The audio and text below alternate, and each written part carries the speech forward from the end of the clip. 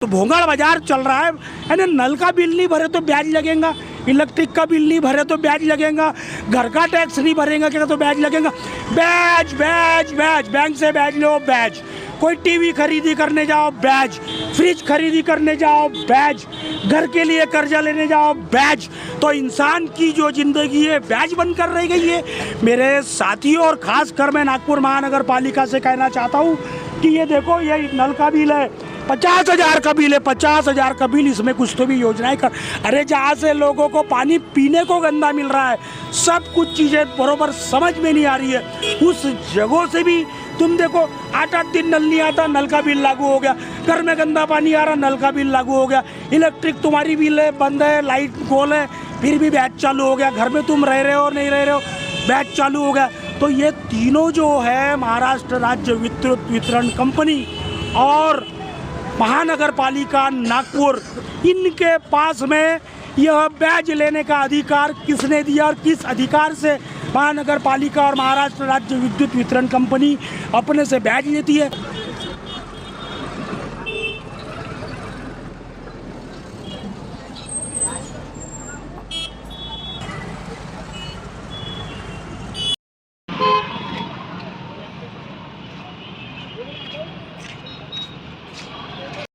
ये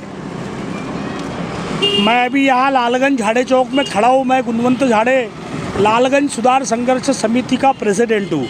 मेरे साथियों, मेरे नागपुर वासियों, मेरे सभी इस नोटिफाइड स्लम में एरिया में रहने वाले सभी को एक नागपुर महानगर पालिका ने जिस प्रकार से लोगों का गला काटने का काम चालू किया है, अभी आप देख सकते हो कि 16,947 रुपया यह टैक्स की पावती महानगर पालिका ने मुझे भेजी है। लेकिन इसमें मूल टैक्स अगर देखा जाए तो 8,770 रुपया मूल टैक्स है और 8 दूने 16, यानी डबल वो पैसा महानगर पालिका वसूल कर रही है। उसी प्रकार से नागपुर महानगर पालिका हमसे पानी का बिल लेती है। पानी के बिल में भी अगर हम लेट हो गए तो हमसे वो ब्याज लेती है। महानगर पालिका में भी जब हम टैक्स भरने में लेट हो गए तो महानगर पालिका हमसे ब्याज लेती है।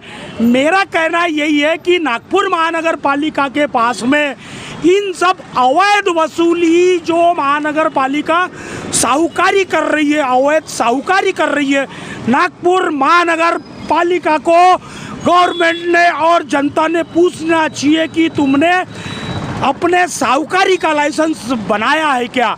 यह अवैध तरीके से सब कुछ चीज़ें अंदर सब भोंगड़ बाजार चल रहा है। यानी नल का बिल नहीं भरे तो ब्याज लगेगा, इलेक्ट्रिक का बिल नहीं भरे तो ब्याज लगेगा, घर का टैक्स नहीं भरेगा क्या तो ब्याज लगेगा। ब्याज ब्याज ब्याज, बैंक से ब्याज लो ब्याज, कोई टीवी खरीदी करने जाओ ब्याज, फ्रिज खरीदी करने जाओ ब्याज, घर के लिए कर्जा लेने जाओ ब्याज। तो इंसान की जो ज़िंदगी है ब्याज बनकर रह गई है। मेरे साथियों और ख़ास कर मैं नागपुर महानगर पालिका से कहना चाहता हूँ कि ये देखो, ये नल का बिल है 50,000 का बिल है, 50,000 का बिल। इसमें कुछ तो भी योजनाएं कर, अरे जहाँ से लोगों को पानी पीने को गंदा मिल रहा है, सब कुछ चीज़ें बरोबर समझ में नहीं आ रही है, उस जगहों से भी तुम देखो 8-8 दिन नल नहीं आता, नल का बिल लागू हो गया। घर में गंदा पानी आ रहा, नल का बिल लागू हो गया। इलेक्ट्रिक तुम्हारी बिल है, बंद है, लाइट गोल है, फिर भी ब्याज चालू हो गया। घर में तुम रह रहे हो नहीं रह रहे हो, ब्याज चालू हो गया। तो ये तीनों जो है महाराष्ट्र राज्य विद्युत वितरण कंपनी और महानगर पालिका नागपुर, इनके पास में यह ब्याज लेने का अधिकार किसने दिया और किस अधिकार से महानगर पालिका और महाराष्ट्र राज्य विद्युत वितरण कंपनी अपने से ब्याज लेती है।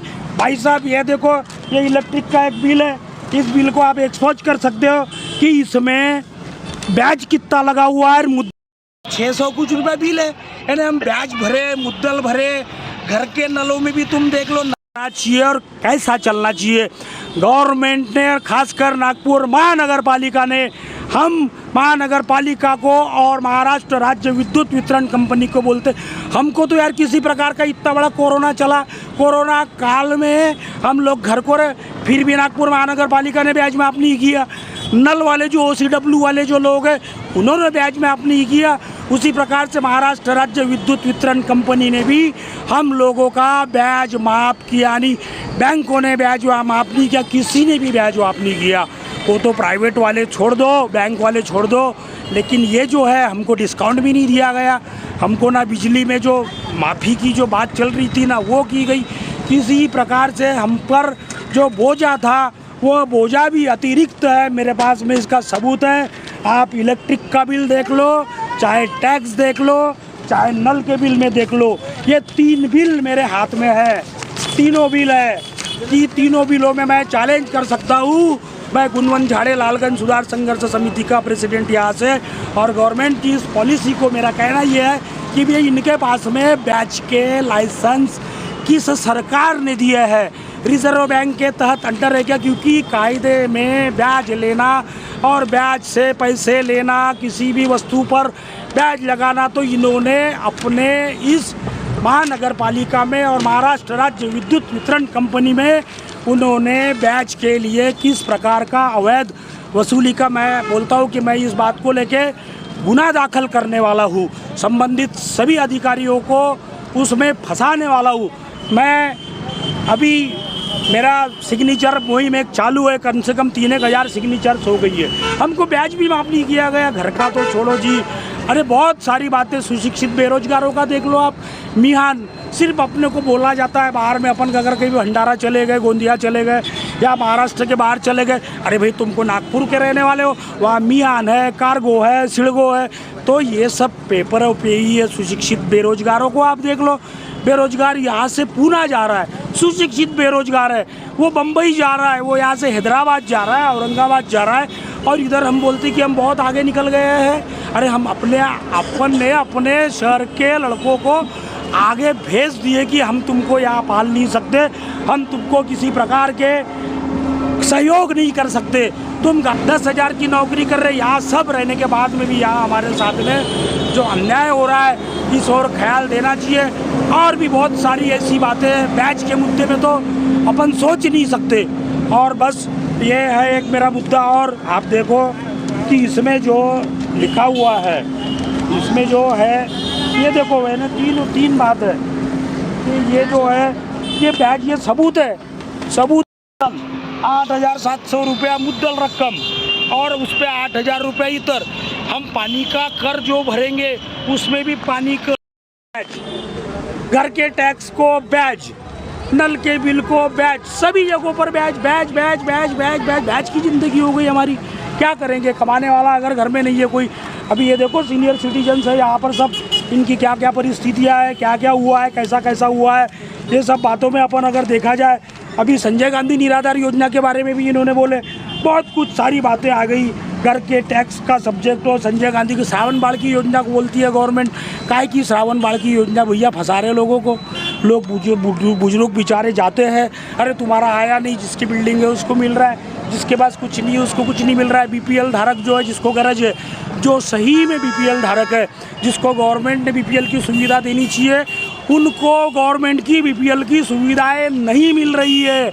जिसकी बिल्डिंग है, कार है, मोटर है, बंगला है, ऐसे लोगों के पास में बीपीएल के कार्ड है, बीपीएल का मजा ले रहे हैं। तो हम सबसे पहले गवर्नमेंट को ये भी कह रहे हैं कि जितने भी बीपीएल है उसका पुनर्गठन होना चाहिए, पुनर्छाननी होना चाहिए, और जिसका अधिकार गवर्नमेंट ने उसको देना चाहिए। यह हमारी गवर्नमेंट से विनती है, और बैच से हमें बचाना चाहिए।